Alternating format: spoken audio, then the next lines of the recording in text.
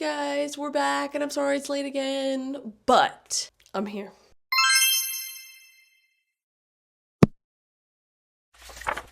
I'm here again to talk to myself. The reality kind of kicks in every now and then. We're back. I think I'm getting a little bit too comfortable with doing these because now I'm starting to be a little bit goofy and silly and weird, and I don't like it. I am so glad to finally sit down, record this video. I really wanted to record it outside, but to be honest, the outside, although the weather has finally decided to be nice, it's not exactly the prettiest still. Everything still looks dead. There's no green. We have a nice porch area that I'm hoping I'll sit out there and record some videos and some other reading vlog content because I love reading on the porch. It is such a vibe. I'm in my office again until it gets nicer outside, but I do have updates for you guys, okay? I finished Witchcraft for Wayward Girls.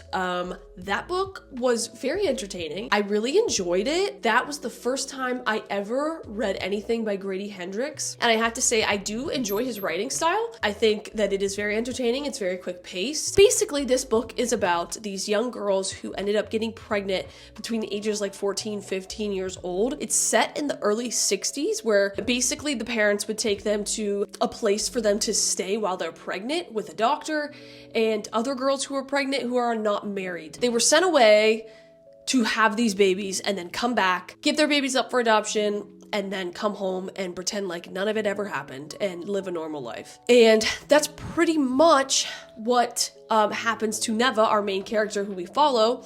She ends up going to one of these homes, living there, and she meets some other young girls who are also pregnant and unmarried. And it's a really crazy scenario to think about. The main characters in this book, they're children. Not only that, they have pretty much every adult figure that they come into contact with look at them like they are disgusting, rather than give them emotional support that they need. And of course, we're not going to drive past the fact that the boys involved here are not held accountable whatsoever, while the girls are sent away until their babies are born. So yeah. Anywho, we get to meet all of the characters, all of the girls, and this experience of the home. We get into Witchcraft, and I don't want to spoil anything because I just don't want to. And just when I think that I want to have kids, I read something like this, and it makes me not want to have them ever. But yeah, I don't know. It surely isn't for the faint-hearted, especially if you are a new mom or if you are a mom-to-be. I don't recommend this book whatsoever. Maybe if you're thinking about having a child, sure. Like I said, I'm kind of kidding. I still want kids, but this is not... I'm not gonna get into that rant. I'm not getting into it. Anyways, the book was entertaining. I do wish that we got a little bit more witchcraft, but that's minor. That's what I have for that. I would still recommend it if you want to try and read it. I would say I'd give this a 3.5 stars. I had other books that I needed to read, and every time I tried to pick up one of the books that I actually needed to read, I kept wanting to just keep going with that one because I'm like, well, now I'm into it, so now I gotta know what happens. So, the next book, and that's the book that I finished. I haven't finished anything else, but I did start some books. I started Lonesome Dove. The exciting thing about me not finishing books is that I've started a lot of them. And some of the ones that I've started are gonna be Lonesome Dove, The Rise of Kyoshi. I'm still reading Jane Eyre, and I got very far in Jane Eyre recently, okay? So I'm officially past the halfway mark. Many thoughts. I just have a feeling that all of my thoughts are about to get flipped on me and being like, yeah, that's kind of what she wanted you to think. Getting that vibe. So I might look stupid, but that's okay. It makes for great content, right? So yeah, I started Lonesome Dove, and I'm really enjoying the first 15 pages. I haven't gotten very far. Like I said, I've had some books that have stolen my attention just because I want to get them done. And I needed to return Witchcraft for Wayward Girls to the library, so I honestly prioritized that one. And then I'm also reading Rise of Kyoshi for a book club and really enjoying that one. I stayed up pretty late last night to keep reading it because it got to a point where I was like, oh my gosh. 0 to 100 real quick. So that's fun. I love Avatar: The Last Airbender, that whole saga. Love. Okay? He's everywhere in here. What I wanted to do for the rest of this video, I want you guys to tell me what I should prioritize reading next. And that's gonna be Recursion by Blake Crouch. I really want to read this one, and it's small.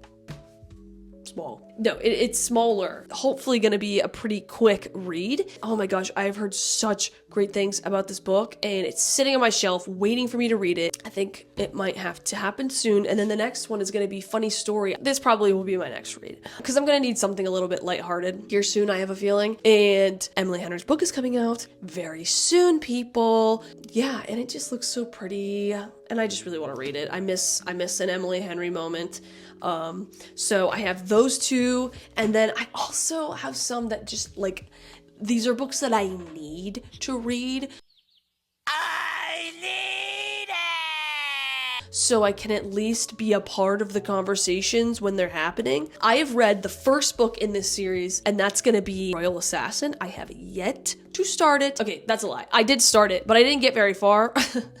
And it was basically a rehash of what happened in the last book to kind of get people up to speed as far as what we're getting into, which I appreciate. You know, I do appreciate that, because sometimes if you're like me, I jump around clearly from series, and when I decide to jump back into one, I kind of need like a recap moment, you know, like they do in shows. That's as far as I got, which isn't very far at all. This is probably one of my favorite writing styles that I have ever read so far. Truly, it was awesome. So yeah, the next one that I have had for literally probably over a year now, sitting there staring at me, is Malice by John Gwynne. I follow John Gwynne on all of his social media channels and I love his stuff. Like, I love his social posts, and I feel so fake because I haven't read anything by him yet. I just feel like I really need to pick this up and read it, but it's just giant. Look at this thing.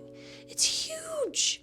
It's huge. So, I don't know. Should I? Like, what do you guys think? I feel like a lot of you are gonna say finish a series, but should I start John Gwynne though? I don't know. Those are just the thoughts that I have in my head. Nothing crazy. So yeah, if you're reading some of the books that I'm reading right now, please let me know. I don't think I have anything else to give you guys besides an outfit check. I got some new jeans. What do you think? That's all I have. I'm sorry that my video is really late, and I'm sorry that it's kind of all over the place, but please let me know what you guys think of some of these books, and let me know what you think I should read next, or at least put on the roster. I hope to give you some more updates soon. I can't wait to make a few other videos that aren't just weekly updates. I'm really trying to think of some different prompts. So I already have some that I'm currently brewing. In the meantime, this is what you are stuck with, is me sitting here staring at you and talking to myself. I hope you guys have a wonderful rest of your week. Happy March. I know that I'm wearing red, so it's giving very February, but I don't know. I liked it. It was the vibe today. Why am I doing this? I don't know, but now I can't stop. Have a good rest of your week. I wish I had a name to call my followers, but I don't yet. I'll see you in the next one. Bye.